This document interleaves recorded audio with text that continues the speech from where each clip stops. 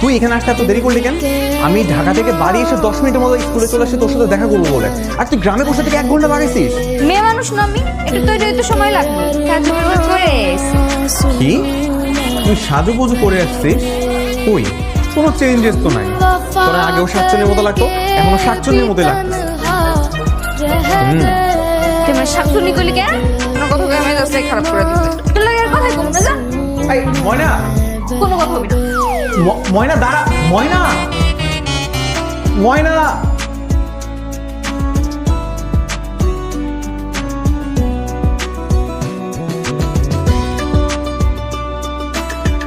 কিটারে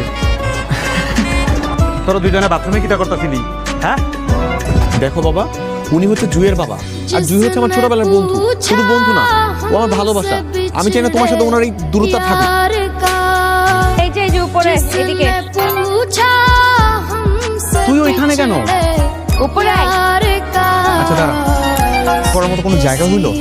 তোর ওই বাথরুমের থেকে হাজার গুণ ভালো জায়গা এটা। হ্যাঁ, এই গ্রামে এত সুন্দর জায়গা আর একটাও খুঁজে বের করতে পারবি না।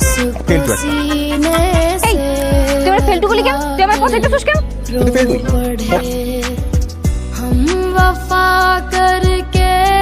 আচ্ছা কথায় কথায় এত রাগ করিস কেন? শোন আমার কথা। আমাদের দুজনের মধ্যে একটা অদ্ভুত রকম টান কাজ করে, বুঝছিস? শহর থেকে যখন গ্রামে আসি আমি জাস্ট অস্থির হয়ে থাকি কখন ওর সাথে আমার দেখা হবে।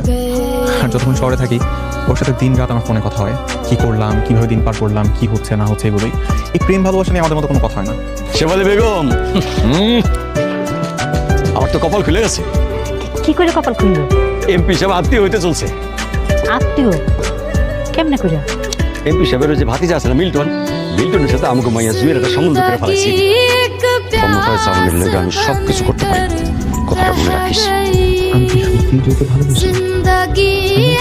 না, আমাদের মধ্যে যা আছে তার শুধুই বন্ধুত্ব। কারোর সঙ্গে বিয়ে হবে, অন্য কারো ঘরে যাবি, তার সাথে ঘুরবি ফিরবি মিশবি, আমি মানতে পারবো না রে।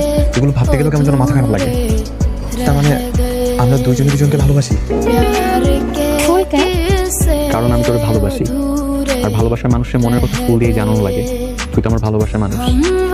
এখন থেকে আমরা প্রেমিক প্রেমিকা। আমাগো আব্বারা কি এই সম্পর্ক মানে নিব? এটা আমার করে ছেড়ে দে। ঠিক আছে।